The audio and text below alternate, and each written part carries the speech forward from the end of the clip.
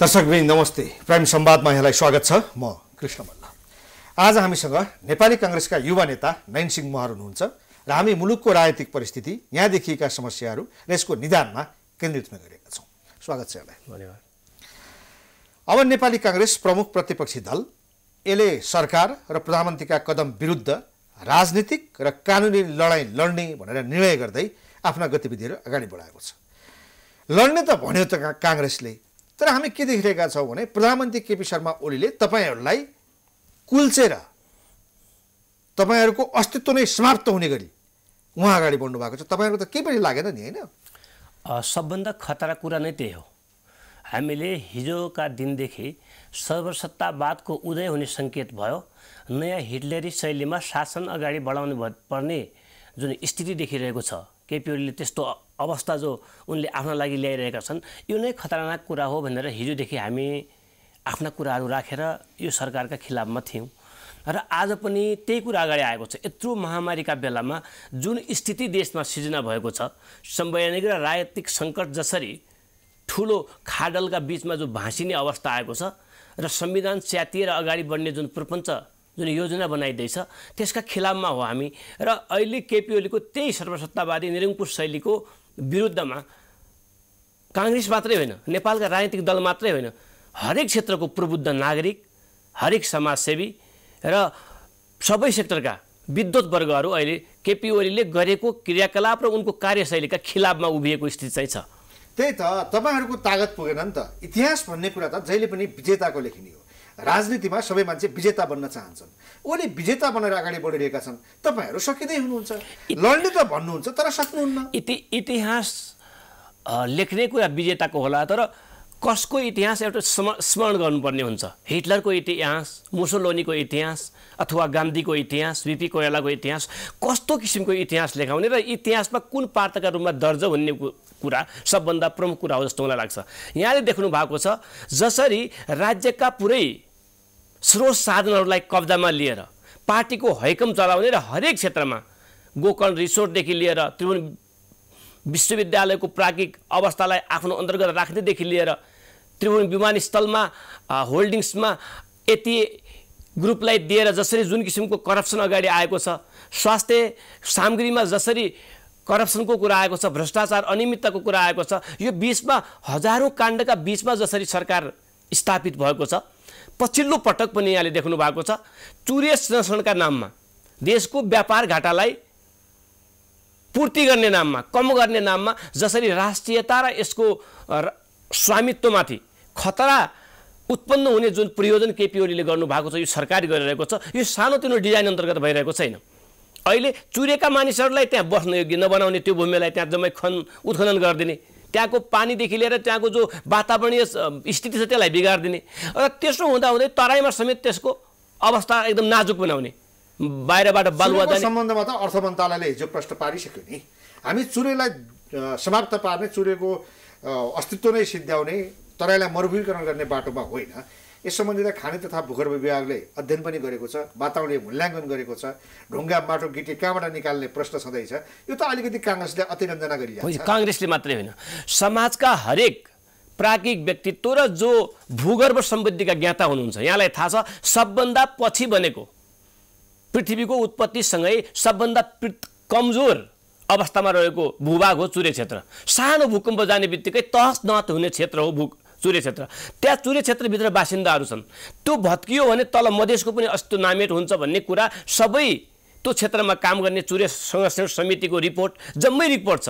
त्यो रिपोर्टको व्यवस्था गरेर सरकार जसरी अगाडि बढ्यो, मैले खालि उदाहरण मात्रै दिएको हो, अरू पनि सरकारले पोलिसीमा अहिले उसले देखिने किसिमका करप्सन अनियमितता पोलिसीमा गर्दैछ। नीति निर्माण त्यसै किसिमले अहिले यहाँले हेर्नुभयो भने म त यहीँबाट पनि अनुरोध गर्न चाहन्छु, यो सरकार आइसकेपछि विगत 3 वर्ष यता यसले बनाएका इस्टिमेटहरू, यसले गरेको इन्जिनियरिङको जो इस्टिमेट छ देशको पूर्वाधार निर्माणको, त्यसमा यसले मलाई लाग्छ डबल 100% बढी बजेट हुने गरी यसले चाहिँ त्यो इस्टिमेट गरेको छ।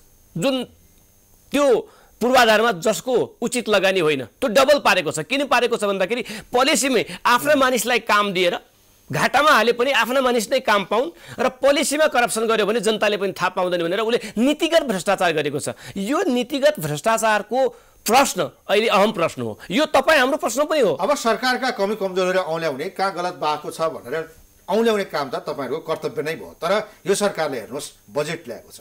आज प्रतिपक्षी दल भएर पनि यो बजेटमा तपाईँहरूलाई कमजोरी औल्याउन, यो खराब बजेट छ, यो असफल बजेट छ, यो कार्यान्वयनमा जाँदैन भन्न औल्याउन पनि तपाईँहरूलाई गाह्रो छ। बजेटको सबैले स्वागत गरेका छन्। अब हेर्नुहोस् नागरिकता सम्बन्धी अध्यादेश ल्याएर उहाँले जनता समाजवादी पार्टीले वर्षौँदेखि उठाउँदै आएका कुराहरू उहाँले सम्बोधन गर्नुभएको छ। आज जसपा एउटा महन्त ठाकुर महतोहरू सरकारमा सहभागी हुने त्यो अवस्था सिर्जना हुँदैछ। उहाँले यत्रो विद्रोहमा गएका विप्लवहरूलाई चाहिँ शान्ति मार्गमा ल्याउनु भएको छ। उहाँहरू पनि सरकारमा जाने तयारीमा हुनुहुन्छ होइन। यो किसिमको कदमहरूको तपाईँहरूले स्वागत नगर्ने? बजेटको कुरा जहाँसम्म यहाँले गर्नुभएको छ, बजेट पहिले त यो सरकार पूर्ण बजेट ल्याउनका लागि योसँग संवैधानिक योग्यता थिएन र छैन, हामीले कुरा राखिरहेका छौँ। दोस्रो कुरा, बजेट तपाईँ हाम्रो भौतिक उपस्थिति र भूगोलको उपस्थितिलाई धरौटी राखेर जसरी ऋणको चाङ लाएर वितरण गर्ने अथवा कार्यकर्ता पाल्ने प्रयोजन देखाइएको छ, यो सबभन्दा खतरनाक कुरा हो। यसलाई मैले के भनेको छु कि लिभरले अत्यन्तै जीर्ण बिरामीलाई उकालो चढ्दै गर्दाखेरि उकालोको फेदबाट चढ्न त सक्दैन, अनि त्यसलाई एक बोतल रक्सी खुवाएर उकालो त चढाउने, तर उकालो चढिसकेपछि त्यसको मृत्यु त असम्भव छ, के जरुरी छ, असम्भवभावी छ। त्यसकारणले त्यो जीर्ण व्यक्तिलाई, लिभरको सबभन्दा खतरनाक बिरामी परेको मानिसलाई एक बोतल दारू खुवाएर पहाड त चढाउने, पहाड चढ्ने बित्तिकै मृत्यु भयो। त्यो अवस्थामा नेपाललाई पुर्याइँदैछ। तपाईँ हाम्रो सरोकारको विषय हो, जनताको, काङ्ग्रेसको मात्रै सरोकारको विषय होइन, पार्टीको पोलिटिकल पार्टीको मात्रै सरोकारको विषय होइन। भोलि यहाँ कल्पना गर्नुहोस् 15-16 खर्बको आज ऋण व्यवहार नेपाली जनताले आफ्नो टाउकोमा राखेका छन्। 52,000 अहिले ऋण पुगेको छ। आजभन्दा 3 वर्ष अगाडि यो सरकार आउनुभन्दा अगाडि जम्मा 22-23 हजारमा रहेको ऋण आज चाहिँ यो वर्ष ट्रिपलमा पुग्नेवाला छ। तेब्बर बढेर हरेक नेपाली जनताले 60,000को हाराहारीमा ऋण व्यवहार आफ्नो थोप्लोमा राख्नुपर्ने अवस्था सिर्जना भएको छ। यो पैसा कहाँ गयो? अहिले 8 खर्ब करिबको हाराहारीमा जो ऋण यो सरकारले मात्रै बढाएको छ, यो पैसा कहाँ गयो भन्दाखेरि कुनै उसँग इभिडेन्स छैन, प्रमाण छैन कि मैले फलानु काम गरेँ, फलानु काम केही गरेन। सबै भ्रष्टाचार र अनियमिततामा मात्रै आँखा लगाएर बजेटको दुरुपयोग भएको छ। त्यसकारणले भोलि नेपालको पूर्वाधार गर्दाखेरि एकातिर त देशले सधैँभरि ब्याज मात्रै तिर्नुपर्ने अवस्था आयो, उसँग बजेट हुँदै त ऋण तिर्नुपर्ने अवस्था आयो। अर्कोतर्फ हामीले नयाँ नयाँ विश्वसँग कम्पिटिसन गर्न सक्ने जुन योजना परियोजनाहरू हामीले लन्च गर्छौँ, लागू गर्छौँ, त्यसका लागि हामीसँग बजेट हुँदैन भनेको त अल्टिमेटली नेपाली जनता र भूगोललाई धरौटीमा राख्ने र पछि त्यही ऋणको व्यवहारले थिचेर जनता मार्ने कुरा बाहेक यो कुरा केही होइन।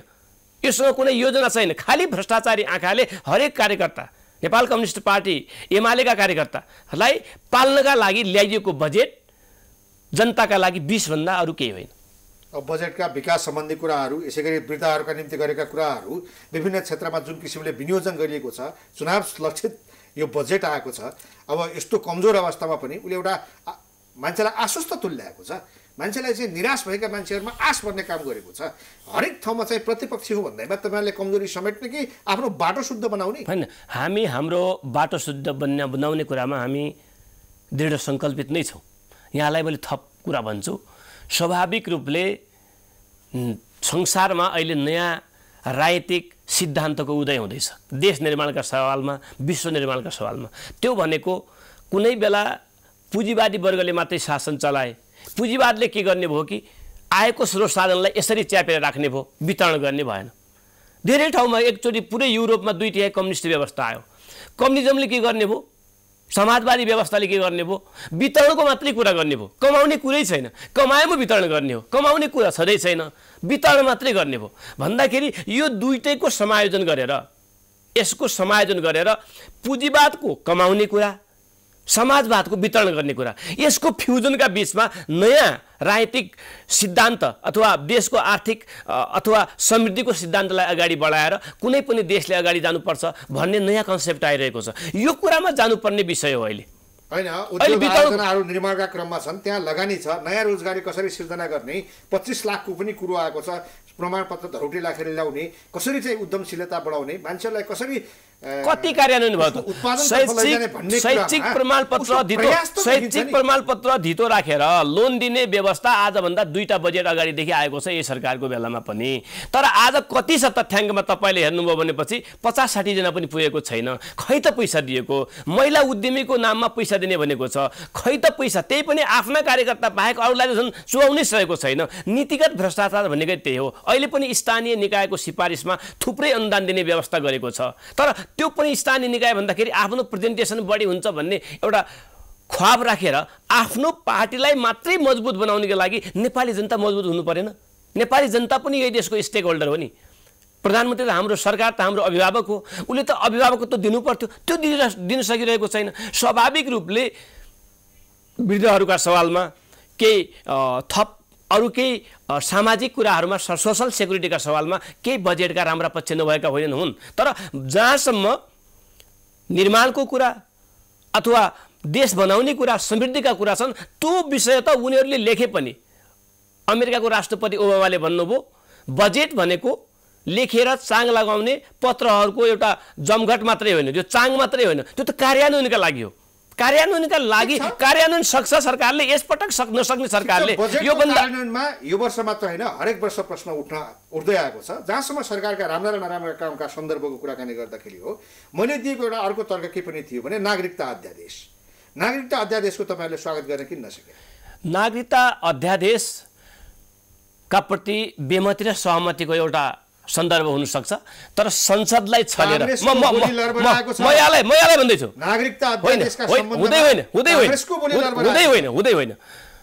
संसदलाई छलेर जस्तै एउटा कुरा त प्रश्न त थियो, हामीले धेरै महिला दिदीबहिनीहरूसँग हामीले कुरा गर्थ्यौँ, थुप्रै महिलाहरूको लाखौँ युवा महिलाहरूको समस्या नागरिकता नभएका कारणले काम गर्दाखेरि पनि नयाँ ट्रेड युनियनको नयाँ कन्सेप्ट अनुसार त अहिले उसको त ब्याङ्क खातामा पैसा जम्मा गरिदिनुपर्छ, नागरिकता छैन, नागरिकता नभयो भने ब्याङ्क खाता खुल्दैन। यो परिस्थितिमा पनि थुप्रै महिलाहरू बाँचिराख्नुपर्ने अवस्था थियो। साँच्चीकै समस्यामा परेमा नागरिक पनि नभएका होइनन्, तर जसरी संसदलाई छलेर केही निश्चित प्रयोजनका लागि ल्याएको जो नागरिकता अध्यादेश छ यसले चाहिँ अल्टिमेटली नेपालको हित गर्ने कुरामा चाहिँ मलाई चाहिँ विश्वास छैन। संसदलाई यो कुरामा वक्तव्य किन आएन? अब चुरेको बारेमा बजेटमा छ 179 नम्बरमा त्यो लेखिएको रहेछ, त्यसका सम्बन्धमा काङ्ग्रेसका सभापतिले तुरुन्तै वक्तव्य निकालिहाले। काङ्ग्रेसका नेताहरू तपाईँ लगायत सबै प्रभावशाली नेताहरूले चुरेलाई समाप्त पार्न खोजियो, मधेसलाई तराईलाई मरुभूमिकरण गर्न खोजियो भनेर तपाईँहरूले पनि फेसबुक लगायत विभिन्न ठाउँमा वक्तव्यबाजी गरिहाल्नुभयो, प्रचार प्रसार। नागरिकता अध्यादेशका सम्बन्धमा तपाईँले राष्ट्रहितका पक्षमा छैन भन्नुभयो, तर काङ्ग्रेसले आफ्नो औपचारिक धारणा सार्वजनिक गरे खै होइन? हिजोका दिनमा काङ्ग्रेस यही अध्यादेशको पक्षमा थियो। जुन मुद्दा उठाएर मधेस केन्द्रित दलहरूले संविधान संशोधन गर्न खोजेका थिए नागरिकताका सम्बन्धमा, हिजो त्यसका पक्षमा काङ्ग्रेसले आफ्नो मत जाहेर गरे होइन संसदमा। अनि आज किन बोलिरहेको छैन? होइन, मैले यहाँलाई भने नि, मैले के भने कि पहिलो कुरा त संसद विघटन गरेर त्यसको भोलिपल्ट ल्याइएको अध्यादेश, त्यसमा कुनै कैफियत हुनसक्छ, यसको विषयमा छलफल हुनु पर्थ्यो। दोस्रो कुरा मैले यहाँलाई के भने कि साँच्चीकै महिलाहरू अथवा केही युवाहरू जसले काम गर्दाखेरि पनि नागरिकताको अभावमा ब्याङ्कमा खातासम्म पनि खोल्न पाएनन् र उनीहरूको खातामा पैसा जाने जुन प्रबन्ध थियो त्यो पनि कार्यान्वयन हुन सकेन। केही कुराहरू साँच्चीकै समस्या थियो, त्यो समस्याको सवालमा एकातिर होला, तर हचुवाको भरमा राष्ट्रिय सहमति कायम नगरी केपी ओली अहिले जम्मा 20% उनको सेन्टिमेन्ट बुझ्ने हो, नेपाली जनताको उपस्थिति बुझ्ने हो भने 20%मा उहाँले शासन गरिराख्नु भएको छ। 80% नेपाली जनताको चाहना र विश्वासमा कुठाराघात गर्ने प्रयोजन जसरी अगाडि उहाँले बढाइराख्नु भएको छ त्यो गलत हो भन्ने कुरा। अब संसद के छल्यो भन्ने तपाईँहरूकै कारणले संसद विघटन भयो होइन? प्रधानमन्त्री केपी शर्मा ओलीले त 76 को 1 देखि लिएर 7 सम्म उपधाराहरूमा जाँदाखेरि क्रमशः 1 by 1 उहाँले पालना गर्नु भएको छैन। सरकार बनाउन आफू नसक्ने 76 को पालना गरे खै त्यो अनुसार तपाईँले सरकार बनाउन सके हो? सक्नु भएन नि, छैन। आफ्नो पक्षमा बहुमत जुटाउन नसक्ने, अब प्रधानमन्त्रीको पक्षमा बहुमत जुट्दैन उहाँले आफै भन्नुभयो। अनि संविधानको प्रावधान बमोजिम अगाडि गएर 7 अन्तर्गत संसद विघटनको प्रावधान कसले राख्या? तपाईँहरूले अनि त्यो पालना गर्दा आज उहाँलाई दोष दिने? मैले धाराहरूको सबै विषयवस्तु नेपाली जनतालाई पनि थाहा भइसक्यो। अब धारामा कुन धारामा पानी आउँथ्यो, कुन धारामा हावा मात्रै आउँथ्यो, नेपालको खानेपानी जस्तै जम्मैले बुझिसकेका छन्। केपी ओलीले धाराको प्रयोग जसरी पहिले खानेपानी संस्थानबाट पानी नआइकन हावा आउँथ्यो धारामा, मिटर मात्रै बढ्थ्यो, त्यस्तै किसिमले उहाँले प्रयोग गर्नुभयो, जुन विधान सम्मत छैन, विधि सम्मत छैन, संविधान सम्मत छैन। यहाँले कुरा बुझिसक्नु भएको छ। र यहाँलाई मैले के भने कि नेपालको इतिहासमा, नेपालको राजनीतिक इतिहासमा सम्मानित सर्वोच्च अदालत जसले कानुनको व्याख्या गर्छ, त्यसको प्राङ्गणमा प्रतिनिधि सभाका यति बढी सदस्य र 4-4 जना प्रधानमन्त्रीहरू, पूर्व प्रधानमन्त्रीहरू गएर लाइन लाएर यो कुरा गलत भएको छ, हामी यो कुरामा यसरी हामीले हस्ताक्षर बुझाएका हौँ 149 सदस्यको, र राष्ट्रपतिले केपी ओलीले जे भन्यो एउटा कारिन्दा जस्तै, प्रधानमन्त्री केपी ओलीको कारिन्दा जस्तै, कारिन्दाले आफ्नो राय दिन पाउँदैन, कारिन्दाले जे मालिकले जे हाकिमले भन्छ त्यही गर्छ। त्यसकारणले त्यो कारिन्दाका रूपमा राष्ट्रपति नेपालको संविधान र नेपालको जो व्यवस्था, नेपालको राजनीतिक प्रणालीमाथि आघात हुने काममा अग्रसर हुनुभएको छ। यो गलत हो र यसलाई सिस्टमभित्र ल्याउनु परोस्, ल्याइयोस् भनेर जसरी मुद्दा दिएको छ। अनि योभन्दा बढी प्रमाण के हुन्छ? कुन प्रमाण हो? सबैभन्दा एउटा अचम्मको र काङ्ग्रेसले गल्ती गर्दैछ कि भन्ने आभास मिलेको ठाउँ पनि त्यही हो। नेपाली काङ्ग्रेस लोकतान्त्रिक संस्कारको पार्टी, प्रजातान्त्रिक पद्धति बसाउनुपर्छ भन्ने पार्टी, शक्ति पृथकीकरणको सिद्धान्तमा विश्वास गरेर त्यसअनुसार अभ्यासमा जानुपर्छ भन्ने पार्टी, अब आज 146 जना सांसदहरूको हस्ताक्षर सर्वोच्च अदालतमा बुझाएर अब तिमी प्रधानमन्त्री शेरबहादुर देउवालाई बुझाइदेऊ, शेरबहादुर देउवालाई प्रधानमन्त्री बनाउँदाखेरि पार्टीले कारबाही गर्न थाल्यो भने तिनलाई कारबाही नगरिपाऊ भनेर निवेदन चढाएर सरकार बनाउने, सरकार नबनाउने भन्ने निर्णय चाहिँ सर्वोच्चले गर्ने हो। दुईटा कुरा छ। सर्वोच्च अदालतलाई उसको क्षेत्राधिकार नाग्न तपाईँहरू बाध्य बनाउँदै हुनुहुन्छ। होइन, यहाँले बुझ्नु भएन।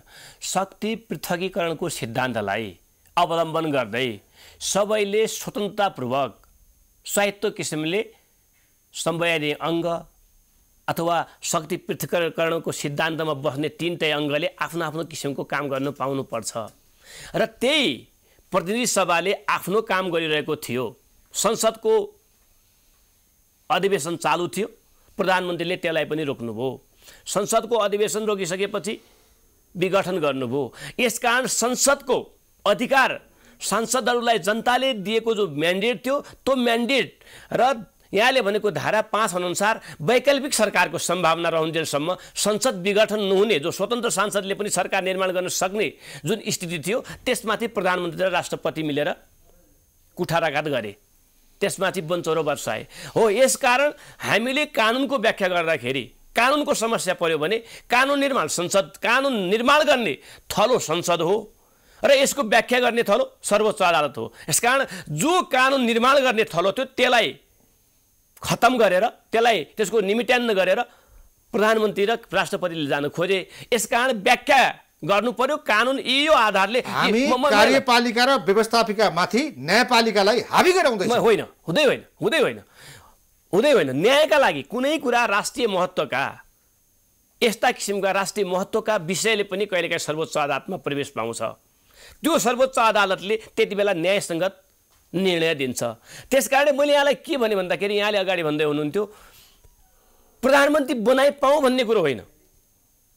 संविधान तरोड मरोड भयो, संविधानमा छैन शेरबहादुर देउवालाई प्रधानमन्त्री नियुक्त गरिपाऊँ भनेर लेखेकै छ। त्यो विधिसम्मत आउला, त्यसमा बुदागत रूपमा होला। तर कुरो चाहिँ प्रश्न के हो कि संविधानमाथि कुठाराघात भयो, संविधान उल्लङ्घन भयो। संविधान उल्लङ्घन भयो भने भोलि त सर्वोच्च अदालतको पनि अस्तित्व रहेन। व्याख्या गर्ने ठाउँ जो सर्वोच्च अदालत हो, त्यो सर्वोच्च अदालतले व्याख्या के गर्ने त यदि संविधान उल्लङ्घन भइराख्यो भने? यसकारण तपाईँले सत्य डिसिजन दिनु पर्यो, छिटोभन्दा छिटो छ त हामी डिसिजन पाऊँ। अब न्यायको निरूपणको लागि त हामी देखिरहेका छौँ नि, तपाईँहरूको निवेदनको पक्षमा लडिरहेका वकिलहरूले त्यहाँ के वितण्डा मचाइरहेछन्। न्यायाधीश पनि छान्ने होइन, तपाईँहरूको पक्षमा लडिरहेका कानुन व्यवसायी वरिष्ठ अधिवक्ताहरूको जिकिर हो नि त्यो। त्यसैका कारणले आज सुनवाई ढिलो भइरहेको छ, तोकिएको छ, अर्को मिति तोकिएको छ। त्यसका निम्ति त्यस्ता काम गर्ने अनि न्यायालयलाई प्रभावित पार्ने काम गर्ने, न्यायाधीशलाई डिक्टेट गर्न खोज्ने, अनि चाहिँ हामी स्वतन्त्र न्यायपालिका कुरा गर्ने। संसारकै न्याय सम्पादनका उदाहरणहरू देखाएर हैन, प्रधान न्यायाधीशमाथि विश्वास छैन काङ्ग्रेसलाई। छ तर अनि प्रधान न्यायाधीशले बनाएको इजलासमाथि प्रश्न किन उठाउने? सबैमाथि प्रश्न छैन, सबैमाथि सर्वोच्च अदालतलाई जसरी हामीले निर्माण गरेका छौँ, जसरी न्यायाधीशहरू आउनु भएको छ उहाँका प्रति हामी सबैको सम्मान हो। सम्मान नभए त्यहाँ जाँदै जानु हामी निवेदन दिँदैनथ्यौँ। सम्मान सर्वोच्च अदालतका माथि। आज तपाईँका वकिलहरूले प्रधान न्यायाधीशले गठन गरेको इजलासमाथि प्रश्न किन उठाइरहेका छन्? होइन, त्यो स्वाभाविक। मैले यहाँलाई भने संसारकै न्याय सम्पादन गर्ने जुन जुन अभ्यासहरू छन् त्यो अभ्यास अनुसार आशय बाँझियो भने हिजोका निर्णयहरू गर्दाखेरि कतै न कतै यहाँले देख्नुभयो नेकपा अलग अलग पार्टी छ, सूर्य चिन्ह फलानाको भन्दाखेरि पनि एउटा न्यायाधीशले डिसिजन दिनुभएको छ। अर्कोले पुनरावलोकन जाँदाखेरि अब यो पुनरावलोकन हुन सक्दैन भन्नुभएको छ। यसकारण कतै न कतै यो आशय नेपाल कम्युनिस्ट पार्टीको निर्माण र भत्काउने प्रयोजनमा ती न्यायाधीशहरूको न्याय सम्पादन भएका कारणले उहाँहरूले निष्पक्ष गर्नुभयो होला। हामीलाई त्यसमा केही भन्नु छैन, निष्पक्ष गर्नुभयो होला। तर यसमा के प्रश्न हुन्छ कि भनेर त्यो सोचका साथ अगाडि बढ्ने हो भने त सर्वोच्च मात्र होइन देशभरका अदालतबाट न्यायाधीशहरू खाली हुन्छन्। किनभने उनीहरूले त हरेक विषयमा आफ्नो छिनोफानो दिएका हुन्छन्, फैसला गरेका हुन्छन्। ती फैसलाहरू कहीँ न कहीँ गएर जोडिएका हुन्छन्। यसरी जोड्दै ल्याएर तिमीले फलानु मुद्दामा यस्तो किसिमको फैसला गरेका थियौ, त्यो भएर तिम्रो यहाँ स्वार्थ बाँचिन सक्छ भनेर यहाँले भनेको कुरा किन सत्य होइन भने सर्वोच्च अदालतमा यी कुरामा बहस स्वयं न्यायाधीशहरूका बिचमा बहस भइसकेर अब नयाँ इजलासको निर्माण हुने भइसकेपछि तपाईँले बाध्य बनाउनु भयो नि। भइसकेपछि अब यसमा धेरै बहस गर्नुपर्ने केही जरुरत छैन, अगाडि गइसक्यो। अब त्यसले आफ्नो ठिक छ। अब त्यसो भए जेठ 23 हामी कुरेर बसौँला। अब अर्को अघि मैले नेपाली कङ्ग्रेसको बाटोको कुरा गरेको थिएँ, शुद्धिकरणको बाटोको कुरा गरेको थिएँ। अनि नेपाली काङ्ग्रेस कुन बाटोमा हिँडिरहेको छ भन्दाखेरि हामी देख्छौँ तपाईँहरू राजनीतिक र कानुनी लडाइँ लड्ने, प्रजातान्त्रिक संस्कार उगर्ने, तर कसको बैशाखी टेकेर हिँड्दै हुनुहुन्छ भने प्रचण्ड, बाबुराम र उपेन्द्र यादवको। बाबुराम भट्टराई को? हिजो त गोर्खामा तपाईँहरूले जिताउँदाखेरि यहाँ आएर काङ्ग्रेस विरुद्ध विस्फोमन गर्ने तिनै नेता होइन। प्रचण्ड को हुन्? हिजो तपाईँहरूले प्रचण्डलाई साथ दिँदाखेरि, नेकपा माओवादी केन्द्रलाई साथ दिएर सरकार बनाउँदाखेरि लात मारेर हिँडेका ती प्रचण्ड होइनन्। उपेन्द्र यादव को हुन्? विभिन्न किसिमका मुद्दाहरू ल्याएर सङ्कटमा पार्न खोज्ने व्यक्ति होइनन्। आज काङ्ग्रेस प्रमुख प्रतिपक्षी दलमा छ, उसलाई हिँड्नुको निम्ति आफ्नै खुट्टा छैन, अर्काको बैशाखी टेकेर हिँड्ने त्यो होइन। डेमोक्रेसीको ब्युटी नै त्यही हो, प्रजातान्त्रिक प्रणालीको सौन्दर्यता नै त्यही हो। प्रजातान्त्रिक प्रणालीसँगको अन्योन्याश्रित सम्बन्ध नेपाली काङ्ग्रेसको भएका कारणले नेपालमा जति पनि उग्र वामपन्थ हुन् अथवा उग्र दक्षिणपन्थी हुन् सबैलाई यो देशको मूल प्रवाहमा ल्याएर प्रजातान्त्रिक प्रणालीको राजमार्गमा डोर्याउने काम नेपाली काङ्ग्रेसले हिजोदेखि गरेको छ। आज पनि त्यसैको अभ्यास गरेको छ। यहाँले देख्नु भएको छ कयौँ उग्र दक्षिणपन्थी छन्, कयौँ उग्र वामपन्थी छन्, सबैलाई प्रजातन्त्रको राजमार्गभित्र हिँडाएर एउटा स्वस्थ लोकतान्त्रिक प्रणाली भएको नेपाल निर्माण गर्ने जो योजना हिजोदेखि नेपाली काङ्ग्रेसको थियो आज पनि जो जारी छ। हाम्रो त्यो अभ्यास तरुणमरण हुँदैन। यसकारण हामी बैशाखी टेकेका होइनौँ। हामीले अहिलेको जो संवैधानिक सङ्कट, राजनीतिक सङ्कट जुन चुलिएको छ, भोलि चुनाव पनि नगर्ने र देशलाई चाहिँ संविधानको एउटा चाहिँ बर्खिलाप हुने गरी जो एकदम अन्धकारको बाटोमा नेपालको राजनीतिक प्रणालीलाई हिँडाउने जो अभ्यास भएको छ, अहिले अभ्यास भइरहेको छ, त्यो अभ्यासलाई रोक्नका लागि मात्रै संसद चाहियो भनेको। अहिले काङ्ग्रेस चोखो बस्नु पर्थ्यो। यो काङ्ग्रेस भित्र र काङ्ग्रेस बाहिर दुवैतिरको धारणा हो, बुझाइ पनि यही हो। यो पछिल्लो समयमा वामपन्थी सरकारहरू र वामपन्थी गतिविधि यो देशमा जसरी भयो उनीहरू आफू बदनाम भए र यसको प्रत्यक्ष फाइदा नेपाली काङ्ग्रेसलाई हुनेवाला थियो। नेपाली काङ्ग्रेस आफ्नो एक ठाउँमा चोखो रूपमा बसेर आगामी निर्वाचनमा गएको भए काङ्ग्रेसले राम्रो बहुमत ल्याउँथ्यो र उसलाई नेपाली जनताले विश्वास पनि गर्थे। तर काङ्ग्रेसले आफैले आफूलाई बिटुल्यायो।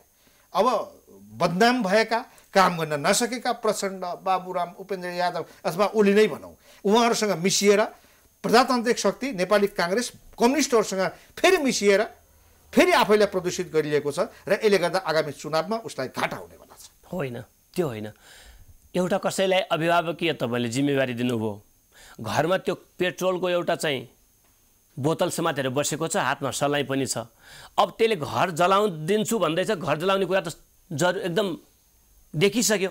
त्यति बेला त्यसलाई नियन्त्रण गरेर मानसिकता कहीँ ठिकठाक भएको होइन कि भनेर त्यसलाई चाहिँ मानसिक उपचारमा भर्ना गर्ने र घरलाई बचाइराख्ने योजना त तपाईँ हाम्रो पनि हुन्छ नि त, पारिवारिक दृष्टिकोणले पनि हो। त्यही कुरा हो। अहिले राष्ट्रलाई हरेक किसिमले मैले यहाँलाई भने लामो समयसम्म नीतिगत भ्रष्टाचारको योजना अनुसार जसरी पोलिसीमै करप्सन गरेर यो देशलाई अधोगतितिर फसाउने जुन योजना हुँदैछ संवैधानिक र राजनीतिक सङ्कटको भयावह स्थिति ल्याएर फेरि नेपाललाई हरेक 10 वर्षमा जसरी एक्सपेरिमेन्ट पोलिटिकल एक्सपेरिमेन्ट भन्छौँ हामी राजनीतिक प्रयोगको जो थलो बनाउन खोजिँदैछ नेपाललाई त्यो थलो नबनाइयोस् र हामीले हिजो ल्याएका उपलब्धिहरू नेपालको संविधानले हिजो व्यवस्थापन गरेको सङ्घीय समावेशी लोकतान्त्रिक गणतन्त्रको जो हाम्रो कार्यदिशा छ त्यो कार्यदिशाको सोचमा रहेर बनेको संविधानलाई तरोडमरोड नहोस् भन्ने पवित्र इच्छा हो। यो पवित्र नेपाली काङ्ग्रेसले प्रजातान्त्रिक नम्सका सवालमा शक्ति पृथकीकरणको सवालमा र संविधानलाई बचाउने सवालमा यहाँले देख्नु भएको छ कहीँ कतै पनि सम्झौता गर्दैन। हिजो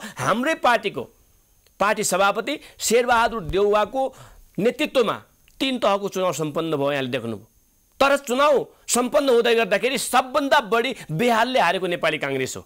हामीले धाँधली गरेको भए राज्यका संयन्त्रहरू राज्यको स्रोत साधन दुरुपयोग गरेको भए त्यो स्थिति आउँदैन थियो होला। हामी त चारित्रिक रूपले केही कमी कमजोरी भएका होलान्, केही समाजलाई चलाउने बेला, केही राज्य सत्ता चलाउने बेला केही गलत भएका होला, केही मान्छे केही पात्र पनि गलत आएको होला। निष्कर्षमा तपाईको भनाइ वामपन्थीसँगको सहकार्य ठिक छ। म यहाँलाई भन्दैछु केही गल्ती मैले यहाँलाई भने नि सहकार्य ठिक छ ठिक छैन भन्दाखेरि पनि नेपालको लोकतान्त्रिक प्रणालीलाई सङ्घीय लोकतान्त्रिक समावेशी गणतान्त्रिक व्यवस्थालाई बचाउनका लागि हामीले धेरै व्यक्ति धेरै समुदायसँग हामीले हातौमाले गर्नुपर्ने अवस्था सिर्जना भएको छ। त्यसकारणले लोकतान्त्रिक बाटोमा डोर्याउने काम पनि अभिभावकीय यो देशको संस्थापन पक्ष हामी सत्तामा हौँ वा नहौँ संस्थापन पक्ष भनेको नेपालको राजतन्त्रको विस्थापनपछि नेपाली काङ्ग्रेस नै हो। नेपाली काङ्ग्रेस सत्ता बाहिर भए पनि अभिभावकीय जिम्मा नेपाली काङ्ग्रेसका प्रति नै नेपाली जनताले बढी सोच र दृष्टिकोण राख्ने भएका कारणले हामीले एकदम तुरुन्तै हामीले कुनै प्रतिक्रिया जनाइहाल्ने, तुरुन्तै हामीले आगो लाएर आन्दोलनमा गइहाल्ने र तुरुन्तै हामी चाहिँ खुसी भइहाल्ने कुरा होइन। सबैलाई लोकतान्त्रिक प्रक्रियामा ल्याउनु पर्ने छ। मैले यहाँलाई फेरि दोहोऱ्याएँ, उग्र दक्षिणपन्थ र उग्र वामपन्थ सबैलाई मिलाएर लैजाने काम नेपाली काङ्ग्रेसको, हामी त्यही बाटोमा लग्न खोजिरहेका छौँ। नेपाली काङ्ग्रेस त्यही राजमार्गमा हिँडिरहेको छ। अब अन्त्यमा अब अहिले महामारीको समय छ, नेपालको शिक्षा तहस नहसै अवस्था छ। यद्यपि शिक्षाका सञ्चालकहरू, शिक्षाका व्यवसायीहरू, शिक्षाका व्यापारी नै भन्नुपर्ने स्थिति आउँछ। उनीहरूलाई पनि खासै घाटा भएको देखिँदैन, किनभने यो पेन्डेमिकको समयमा पनि शुल्क उठाउने क्रम जारी छ। तपाईँ अब यो शिक्षा र स्वास्थ्यलाई राज्यको स्वामित्वमा हुनुपर्छ भनेर विगत लामो समयदेखि नै आवाज उठाउँदै आएको व्यक्ति, अब राज्यको के स्वामित्व भन्ने यो व्यक्तिको स्वामित्वमा गएर व्यापारीकरण भएर यसका व्यवसायीहरू चाहिँ मोटाउँदै जाने, सर्वसाधारण मान्छे चाहिँ चुसिँदै जाने, यो अवस्थाको अन्त्य किन हुन सकेको छैन? छोटकरीमा मैले यहाँलाई भने मैले थुप्रै देशहरूको शिक्षा प्रणालीका बारेमा अध्ययन गर्ने मौका पनि पाएको छु। अब खाली कुरा चाहिँ के हो कि राज्यको नियन्त्रणमा जहिलेसम्म शिक्षा र स्वास्थ्यलाई राख्नुहुन्न, जहिलेसम्म जोसँग हुन्छ, जोसँग पैसा छ उसले तिर्ने, जोसँग छैन त्यसलाई फ्री पढाउने व्यवस्थाको तपाईँले यदि यहाँ हामीले व्यवस्थापन गर्न सकेनौँ भनेपछि राज्यको शिक्षा र स्वास्थ्य जस्तो अत्यन्तै महत्त्वपूर्ण सवालमा सबै जनताको पहुँच हुँदैन र त्यहाँ वितृष्ण आउँछ। र यो देशमा भ्रष्टाचारको जड पनि यो शिक्षा र स्वास्थ्य हो। सबैलाई मेरो छोरा इन्जिनियर, डाक्टर, वकिल, राम्रो शिक्षा पढोस् भन्ने चाहना छ।